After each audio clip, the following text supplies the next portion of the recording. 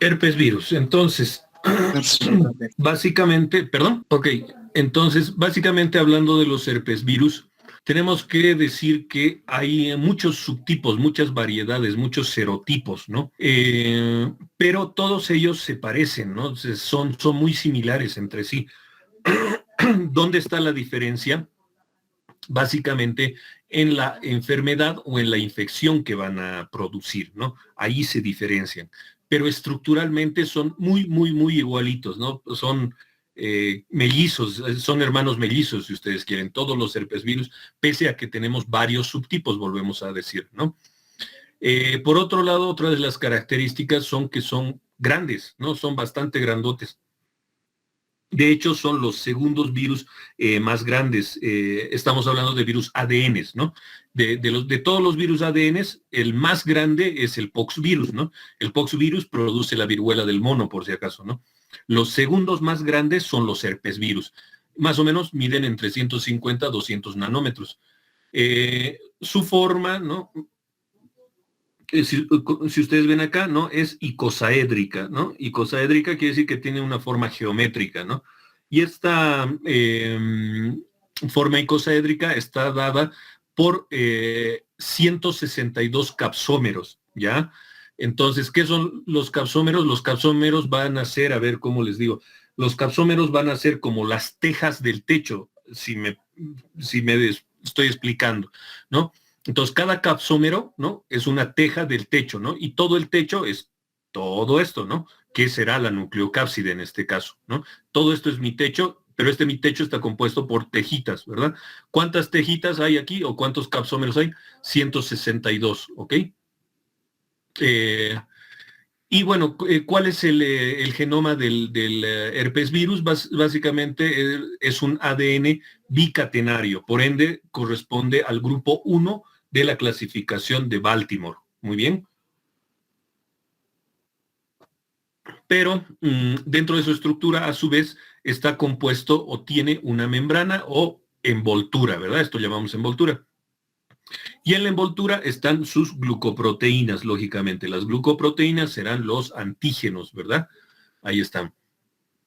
Y entre la envoltura y la nucleocápside, o la cápside, mejor dicho, se encuentra una zona muy irregular que se llama tegumento, ¿no?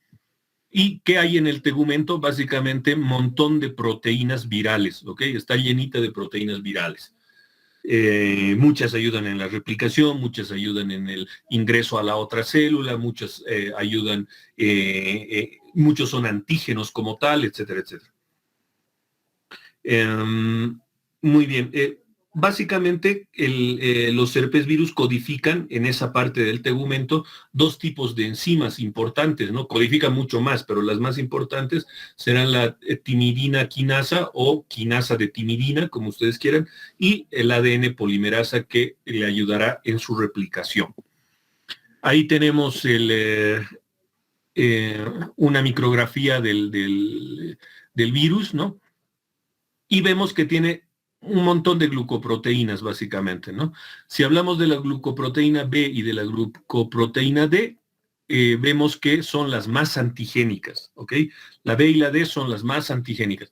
Por ende, que significa, ¿no? Que van a generar una respuesta inmune mucho mayor que otro herpesvirus que no tenga estas glucoproteínas.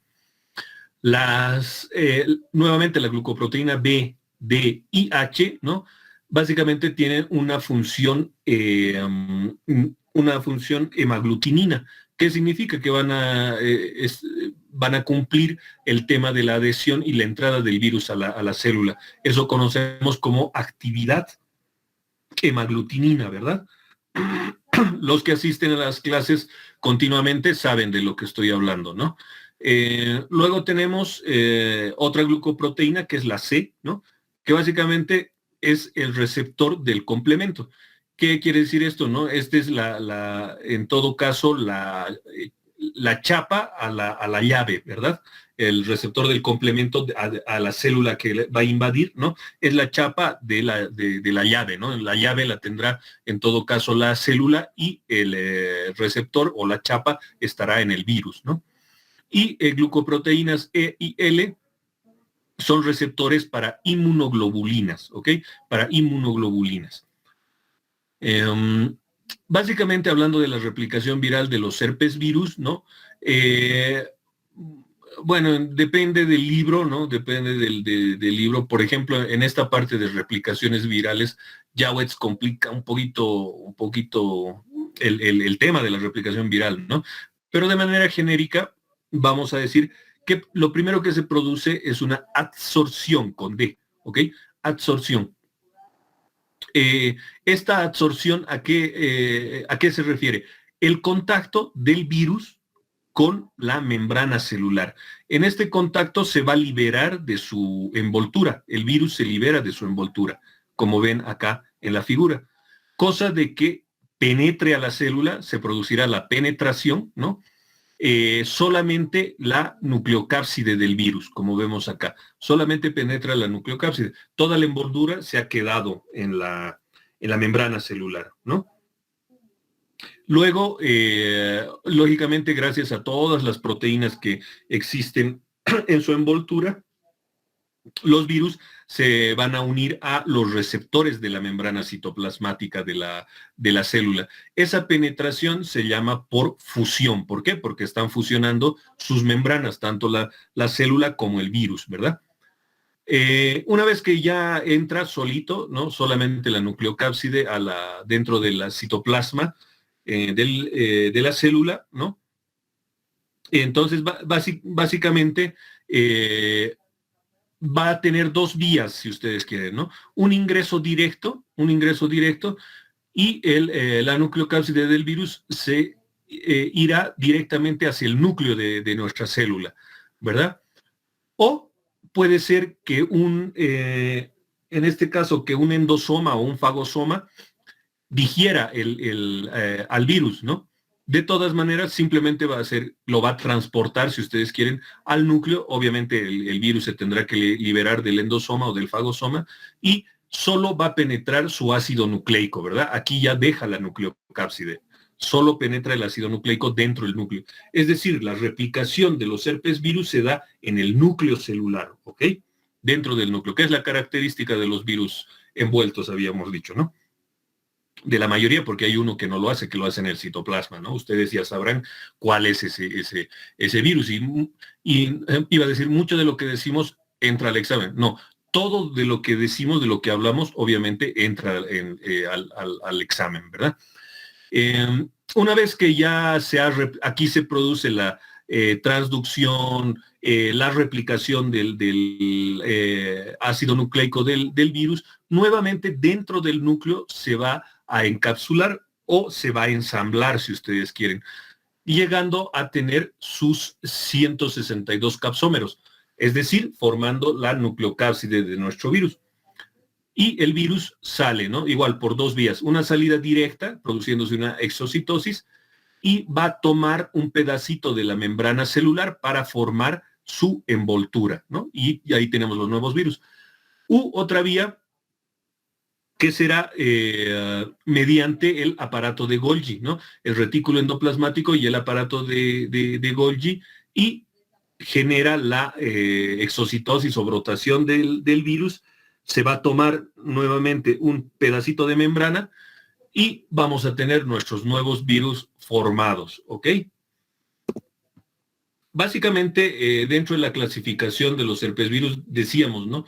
Los más importantes son 8 serotipos de virus, pero se clasifican en subfamilias antes de eso, ¿no? Entonces, la familia, ¿no? La familia grande, si ustedes quieren, es Herpesviridae, ¿no? Esa es la familia. La subfamilia, tenemos 3, ¿no? La alfa herpes virinae, la beta herpes virinae y gamma herpes virinae, ¿no? Son 3 subfamilias. Y cada subfamilia va a tener un cierto número de serotipos, ¿no? En el caso de la subfamilia alfa herpes virinae, vamos a tener el herpes virus humano tipo 1, tipo 2 y tipo 3, ¿no? Y ahí están sus nombres propios, si ustedes quieren. Herpes simplex, le dicen algunos, ¿no? Tipo 1, tipo 2, y el virus de la varicela zoster, que eso ya hemos llevado. Luego, dentro de la subfamilia Gammaherpesvirinae, ¿no? Tenemos a los virus herpes tipo 4 y tipo 8, ¿ok? El tipo 4 será el virus Epstein-Barr, el tipo 8 será un virus relacionado con el sarcoma de Kaposi, ¿ok? No se llama virus sarcoma de Kaposi, ¿verdad? Porque el sarcoma de Kaposi es una enfermedad, ¿no? Tampoco se llama Kaposi, por si acaso, ¿no? Entonces, por eso decimos, es el virus relacionado con el sarcoma de Kaposi, ¿no? Sarcoma de Kaposi, volvemos a decir, es el nombre de una enfermedad. Luego, finalmente, tenemos la subfamilia Beta-Herpesvirinae, que va a estar compuesto por el tipo 5, tipo 6 y tipo 7, ¿ok? El tipo 5 será el citomegalovirus, el tipo 6 será virus herpes linfótropo, así se lo conoce, y el 7 simplemente virus herpes humano 7. Básicamente los virus tipo 5, 6, 7 y 8 son cancerígenos, ¿ok? Pueden producir cáncer. Ahora, ¿qué enfermedades nos van a producir estos 8 tipos de virus?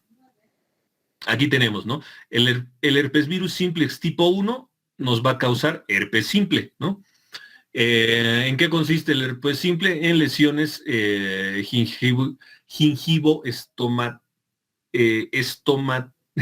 estomato-orales sería, ¿no? Gingivo-estomato-orales. ¿Qué significa? Lesiones en la boca, ¿no? Básicamente. Faringitis, amigdalitis y queratoconjuntivitis, ¿no?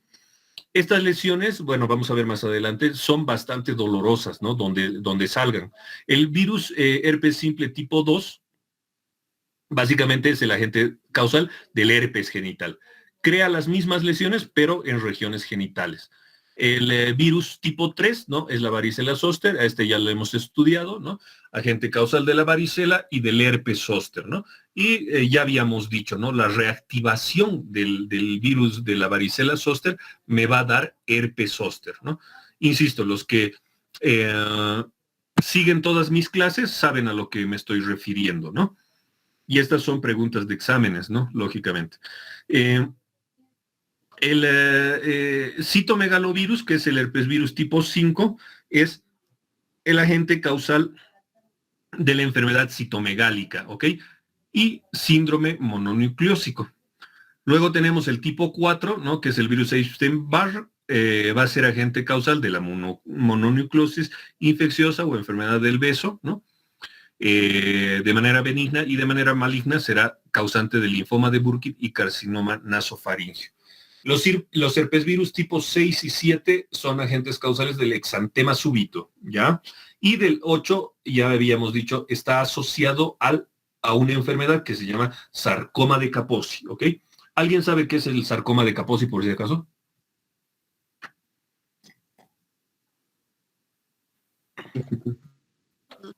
¿Perdón? ¿Están ahí o se han dormido? Un tipo de Sí, cáncer. doctor, estamos aquí escuchando. Ya, he hecho una pregunta. Ahora no quiero que escuchen, quiero que respondan. Doctor, disculpe. ¿Un tipo de cáncer? ¿Qué otra idea? Pueden ser lesiones como las varicelas, pero más graves. Ya. Bueno, básicamente el sarcoma sí, es un tipo de cáncer. Empecemos por ahí, ¿no? Es un tipo de cáncer, por eso se llama sarcoma, ¿no?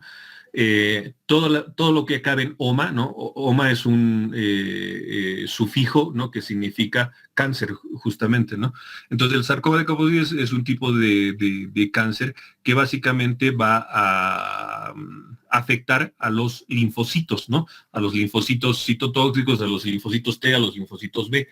Y este sarcoma de Kaposi necesita una condicionante, que el sistema inmunológico del paciente esté muy, muy restringido, muy deprimido, ¿no? ¿En qué enfermedades es típica encontrar el sarcoma de Kaposi? De hecho, solo existe en esa enfermedad, es en el VIH, ¿no? En el VIH ya en su proceso de SIDA, ¿no? Ahora hablando de los herpes virus tipo 1 y 2. Básicamente habíamos dicho, ¿no? Producen lesiones, ¿no? En mucosas y en piel. El tipo 1 va a tener predilección por la piel y las mucosas de la orofaringe, básicamente. ¿Por qué? Pues ahorita vamos a explicar. El tipo 2 va a tener predilección o se va a localizar en la piel y mucosa de la región genital, ¿no? Entonces, miren, esto es clave, ¿no? Tienen la característica que tienen un comportamiento tipo latente, ¿no? Es decir, producen infecciones latentes, ¿no? Recordarán un poco lo que hemos hablado sobre los adenovirus. ¿Qué significa esta propiedad, no?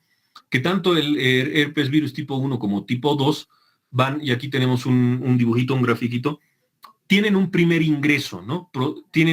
Producen una primera infección. Esta infección se llama infección por transporte retrógrado, ¿no? Y tienen predilección por todos los virus herpes, ¿no?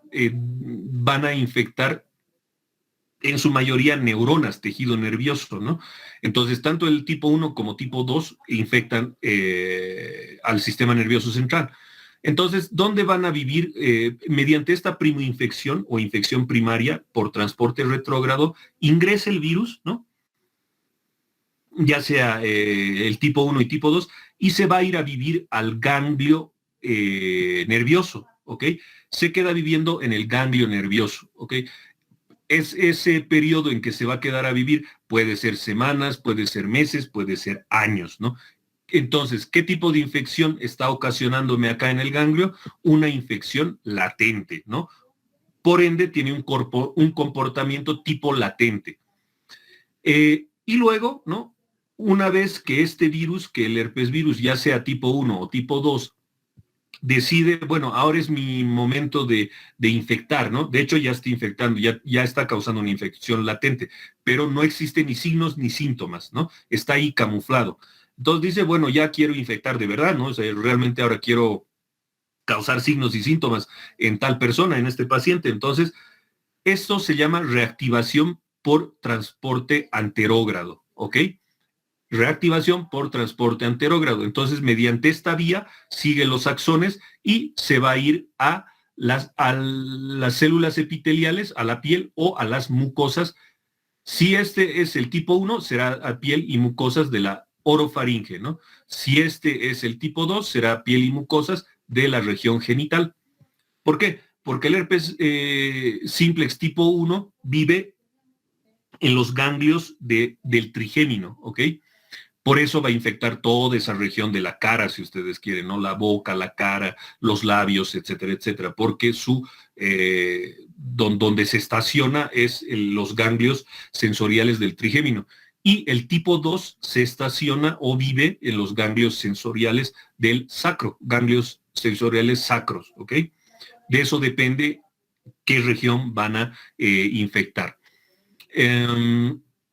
Entonces, eso es lo que pasa, ¿no? Cuando entra la primera infección o la primoinfección y se convierte en infección latente, hemos dicho, no hay síntomas, no existen síntomas. Luego ya se produce la reactivación y es ahí donde van a aparecer las lesiones, ¿no? Dentro de la patogénesis, bueno, es algo ya habíamos adelantado, la infección primaria se inicia cuando el virus entra en contacto con mucosa o piel, ¿verdad? Ya sea de región genital, el tipo 2, ya sea en región de cavidad oral, el tipo 1, ¿no? Aborda las terminaciones nerviosas, como hemos visto en el dibujito. A través de las neuronas van a llegar a los ganglios nerviosos y ahí se establecen, ahí viven, ahí hacen su casa, ¿no? Cada vez que se presenta un estímulo, ¿no? Aparece esta reactivación. Es decir, la reactivación del virus o la reinfección no es una sola vez, ¿no? Sino se va a producir una infección recurrente, ¿ok? Es decir, me sano, nuevamente vuelve la infección. Me sano, vuelve la infección. Me sano, vuelve la infección. Pero no es que me estoy contagiando otra vez. Es decir, qué sé yo, hoy estoy con una lesión en mi labio, ¿no? Tengo una úlcera en mi labio, es por herpes tipo 1 y me sano, ¿no? Mi sistema inmune, pues no hay tratamiento como tal, mi sistema inmune logra combatir eso y en una semana, 10 días, ya desaparece la lesión, todo eso. y en unos 6 meses me vuelve a aparecer la misma lesión y en el mismo lugar. Ojo, eso es muy típico de los herpes virus, ¿no? Esa lesión que me va a volver a aparecer me aparece en el mismo lugar, ¿no? En el mismo lugar. Entonces me vuelve a aparecer. Esta es una infección recurrente, pero no es que me he vuelto a contagiar, no me he vuelto a contagiar, sino que el virus herpes va a vivir en mi cuerpo. Una vez que ya me contagio de herpes virus, vive durante toda mi vida, ¿no? O sea, toda mi vida va a estar el herpes en mi cuerpo, ¿no? Simplemente se va a reactivar varias veces. ¿De qué va a depender de esta reactivación? De un estímulo. ¿Cuál es el estímulo? La inmunosupresión, que baje mis defensas. Cada vez que baje mis defensas, me va a aparecer esa lesión. Baja mis defensas, me va a aparecer esa lesión, ¿no? Puede ser que baje mis defensas porque qué sé yo, ya me estoy volviendo viejito, puede ser que haya desarrollado cáncer, puede ser que esté haciendo tratamiento por corticoides, puede ser que me hayan diagnosticado diabetes, qué sé yo, cualquier cosa que baje mis defensas va a hacer que nuevamente salga el virus a flote. Y bueno, ya habíamos dicho por qué el tipo 1 afecta a la mucosa oral y por qué el tipo 2 afecta a la mucosa y piel de los genitales, ¿no? La respuesta inmune de ambos tipos de virus se va a dar gracias a los linfocitos T citotóxicos, ¿no? Linfocitos CD8, linfocitos CD4. Esta será la respuesta inmune celular, ¿verdad? Y la respuesta inmune humoral va a estar a cargo de la IgM y de la IgG. Volvemos a repetir, ¿no? Se resuelven las manifestaciones clínicas, es decir, van a desaparecer mis lesiones, pero no se logra la erradicación del virus. Ese virus se queda viviendo en mis ganglios nerviosos y se va a reactivar cuando mis defensas bajen. ¿Qué enfermedades causa entonces, en resumen, el herpes virus tipo 1 o tipo 2? Herpes oral, herpes labial, faringitis herpética y eczema herpético, ¿no? Esto causará el tipo 1. Herpes genital, proctitis por herpes virus, causará el tipo 2.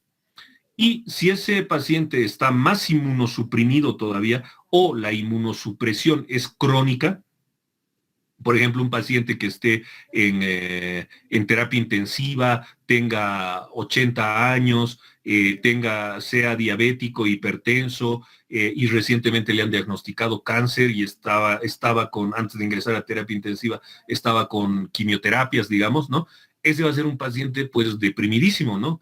Desde el punto de vista inmunológico. Entonces, en ese tipo de pacientes puede darse dos complicaciones, una infección por meningitis, ¿no? O una infección por encefalitis, obviamente causada por los virus herpes.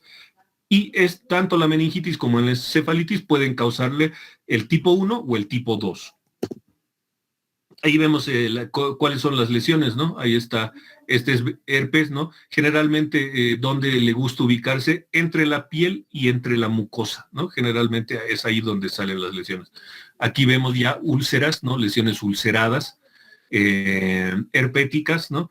En este caso en estas dos fotos estaremos hablando de infección por virus tipo 1. Aquí son las mismas lesiones igualitas, pero en regiones genitales, ¿no? En el varón en región peniana y glande, en la mujer en región vaginal y de vulva, ¿verdad? Dolorosas, pruriginosas, y en este caso estaremos hablando del tipo 2. Ahora hablando del virus Epstein-Barr, básicamente, ya sabemos que es miembro de la familia Herpesviridae, y obviamente no va a variar, ¿no? Tiene una cadena helicoidal de DNA doble, es decir, es DNA bicatenario, encapsulado, ¿verdad? Rodeado por una cápside icosaédrica, que ya hemos visto el grafiquito cómo es, ¿no? Pero esta vez este virus tipo 4 tiene 164 capsómeros. ¿Cuántos tenía el tipo 1 y el tipo 2? 162, ¿verdad? Este tiene 164 capsómeros. Es decir, varían casi nada, ¿no? Pero las enfermedades que van a producir son totalmente diferentes una de la otra. Todos los virus ya sabemos que tienen su envoltura glucoproteica, ¿verdad? Ahí están sus antígenos. El tipo 4 tiene predilección ¿De qué células? De los linfocitos B, ¿ok? También pueden vivir, ¿no? Es mucho más raro, pero pueden vivir en células epiteliales que permiten la replicación del virus Epstein-Barr. Origina una infección latente. Ya sabemos a qué nos referimos: comportamiento latente o infección latente. Es decir, que estos ya no se van a quedar a vivir de por vida en los ganglios de las neuronas, sino se van a quedar a vivir en los linfocitos B, ¿no? En presencia de linfocitos T competentes. ¿A qué nos refiere esta afirmación, no?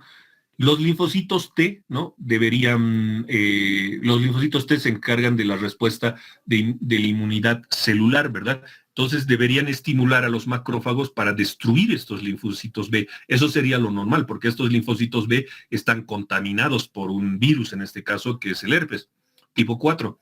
Entonces, estos linfocitos D deberían activar los macrófagos destruir los linfocitos B o comerse a los linfocitos B. Sin embargo, eso no sucede, ¿no? ¿Por qué? Porque el virus del herpes tiene la capacidad, como más o menos se parece eso en algo a los adenovirus, tiene la capacidad de no matar a la célula, no matar los linfocitos B, evitar que se mueran y permanecen viviendo ahí de manera latente, ¿no? Por eso nos dice aquí, pese a que y tenemos linfocitos T circulando por nuestra sangre, ¿no? La enfermedad que van a causar puede ir por dos caminos, ¿no? Si es una respuesta inmunitaria hiperactiva, vamos a hablar de la enfermedad mononucleosis infecciosa. Si hay una ausencia de la respuesta inmunitaria eficaz, estaremos hablando del linfoma de Burkitt o de la leucoplasia de células vellosas, ¿ok? ¿Se entiende entonces? El virus Epstein-Barr puede producir dos tipos de respuestas inmunitarias. Una respuesta hiperactiva, ¿no? Si se da este tipo de respuesta, la enfermedad se llamará mononucleosis infecciosa, que es la enfermedad del beso, ¿no? Pero si nos produce una respuesta inmunitaria deficiente, ¿no? O poco eficaz, ¿no? Entonces, ahí lo que se va a producir es linfoma de Burkitt y leucoplasia de células vellosas. Básicamente, si hablamos de la mononucleosis infecciosa, el contagio se da a través de la saliva, es decir, el contacto directo, ¿no? Si la pregunta es, ¿no? ¿Cómo se transmite el virus en el caso de la enfermedad de mononucleosis infecciosa? La respuesta será contacto directo, ¿no? Por medio de la saliva, obviamente, al besarse, ¿no? Se establece una viremia para diseminar el virus a otros linfocitos B. Obviamente se va a replicar y se va a ir diseminando, ¿no? Y luego ya va a pasar del tejido linfático a la sangre, ¿no? Las proteínas activan la proliferación de los linfocitos B a la vez que impiden su apoptosis. Es lo que decíamos, van a evitar la muerte de los linfocitos B. ¿Por qué el virus no quiere que los linfocitos B se mueran? Porque ahí viven, ¿no? Y ahí se van a quedar a vivir meses, años, lo que ellos decidan, ¿no? Bueno, en realidad no lo que ellos decidan, sino desde por vida, ¿no? Entonces, decíamos, ¿no?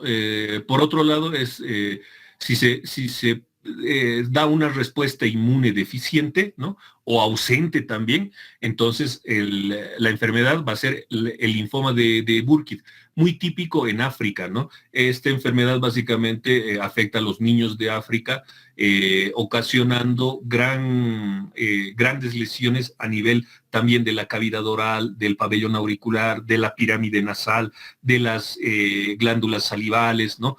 Todo eso, las lesiones son tan importantes que también el linfoma es un tipo de cáncer, en otras palabras, ¿no? Típica en niños de África. También nos puede dar un carcinoma nasofaringio, ¿no? Típico en las regiones del Oriente Medio, por ejemplo, ¿no? Igual, ¿cuál es la condición? Que el paciente sea inmunosuprimido. Esto en el caso de una respuesta deficitaria o ausente del sistema inmunitario. Pero si más bien esta respuesta es hiperactiva más bien, o es una respuesta reactiva del sistema inmunitario, nos va a dar la mononucleosis infecciosa, que es más típica en el oeste. La infección por virus Epstein-Barr en el niño es mucho más leve que en un adolescente o en un adulto. Básicamente todos los virus que hemos estado estudiando hasta ahora tienen esa propiedad, ¿verdad? Que los niños producen enfermedades más benignas, más leves, autolimitadas, ¿verdad? Y en los adultos producen más bien complicaciones y cosas mucho más graves. De hecho, la infección en niños por virus Epstein-Barr es subclínica, ¿no? O sea, no generas grandes signos ni síntomas. Una pequeña febrícula, un pequeño malestar, falta de apetito y listo, y pare de contar, ¿no?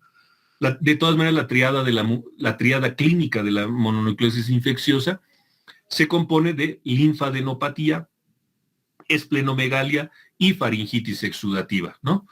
Esta es la triada clínica del virus Epstein-Barr. Obviamente irá acompañada de fiebre, de malestar, anorexia, ¿no? Y también hepatoesplenomegalia, ¿no? Es decir, hígado y vaso grandes, etcétera, etcétera. En el caso del virus tipo 5, que se llama citomegalovirus, ¿no? Tiene un genoma más grande que los otros herpesvirus, ¿no? De hecho, el tipo 5 en eso se caracteriza. Habíamos dicho, ¿no? El tipo 1 y 2 tiene 162 capsómeros. El tipo 4 tiene 164 capsómeros. Son las leves diferencias, a eso me refiero, ¿no? El tipo 5, ¿cuál va a ser su diferencia con los otros herpesvirus? Su genoma. Tiene un genoma mucho más grande. Básicamente el citomegalovirus afecta a recién nacidos y a mujeres, ¿no? Principalmente, pero eso no quiere decir que no haya varones con citomegalovirus, ¿no? Y de todo esto, definitivamente a los que más afecta son a recién nacidos, ¿no? Es la causa vírica más frecuente de anomalías congénitas, de hecho. Puede originar una enfermedad leve o asintomática en niños y en adultos, es decir, la famosa infección latente, ¿verdad? O sea, tenemos citomegalovirus, pero o somos asintomáticos o apenas nos genera una leve molestia, un leve malestar, ¿no? Ya sabemos que es un patógeno oportunista en los pacientes inmunosuprimidos. Se multiplica en varias células, ¿no? Obviamente células leucocitarias, en macrófagos, en linfocitos, en fibroblastos, ¿no? Y también puede establecer latencia en distintos tipos celulares, como los monocitos, ¿no? Leucocitos mononucleares, también pueden vivir ahí. ¿Qué va a afectar? El riñón y el corazón. Las fuentes de infección por citomegalovirus, ¿no? Dependerá de la edad. En el recién nacido, vamos a ver que la transmisión es vía transplacentaria, ¿no? Es decir, de la madre al hijo, de la madre al producto, ¿no? También puede darse una infección intrauterina y una infección por secreciones cervicales el momento del parto, ¿no? Si el niño ya es lactante o niño como tal, ¿no? El contagio será por secreciones corporales, ¿no? Leche materna, saliva, lágrimas, orina. Y en los adultos muchas veces vemos que se da por transmisión sexual el citomegalovirus, ¿no? Puede darse también por transfusiones sanguíneas y muy común, trasplante de órganos. Muy bien. Y finalmente los virus 6, 7 y 8, ¿no? Son virus que, bueno, de hecho son oncogénicos, ¿no? Pueden producir cáncer. El virus tipo 6, ¿no? Es el virus herpes linfotrópico, que significa que van a vivir en los linfocitos. El virus tipo 7 se llama solamente así, ¿no? Tanto el 6 como el 7 nos pueden crear el exantema súbito. La enfermedad que produce es exantema súbito, ¿verdad? Y el virus tipo 8 habíamos dicho que está en relación con el sarcoma de Kaposi, ¿no? ¿En qué pacientes se da el sarcoma de Kaposi? En pacientes inmunosuprimidos por SIDA, ¿no? Por VIH. ¿Y por qué solo en esto? ¿Y qué pasa si yo tengo Otro tipo de enfermedad, digamos un cáncer, un cáncer agresivísimo, un cáncer de colon, por ejemplo, que hoy en día ya se dice que el cáncer de colon está en procesos de tener cura, ¿no? Lo cual es muy buena noticia, pero inmunosuprime bastante, ¿no? Por el tipo de terapias que hay que hacer. Entonces, en este podrá darse un sarcoma de Kaposi, ¿no? Igual está muy inmunosuprimido porque tiene cáncer de colon, ¿no? O tiene cáncer cáncer gástrico también muy agresivo. El tiempo de vida de personas con cáncer gástrico es mínimo, ¿no? Un mes más o menos. Entonces, y está inmunosuprimido. ¿Nos dará sarcoma de Kaposi? No. ¿En quiénes nos van a dar? Solamente en los que son VIH positivos, enfermedad de SIDA. ¿Por qué? Porque en este tipo de enfermedad, ¿no? En el VIH, ¿cuáles son los anticuerpos que van a ir a luchar contra el VIH? Básicamente los linfocitos CD4 y CD8, ¿verdad? Ahora, si mis linfocitos CD4 y CD8 tienen herpes, ¿no? Tienen herpes tipo 8, entonces imagínense, ¿qué es lo que se va a producir ahí? Sarcoma de Kaposi. Por eso se produce en inmunosuprimidos, perdón, con SIDA, ¿ok? Muy bien. Eso en cuanto a herpes. Vamos a